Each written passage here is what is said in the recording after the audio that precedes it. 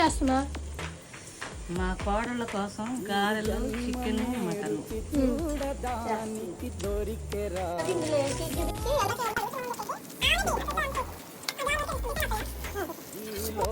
చెప్పు. అలసంద గారెలు, మటన్, చికెన్ అయితే సూపర్గా ఉంటాయి. మా కోడళ్ళకి బాగా ఇష్టం. ఈ గారెలు బాగుంటాయని నువ్వు చేయి అత్తయ్య, నువ్వు చేయండి, నేను చేస్తాను.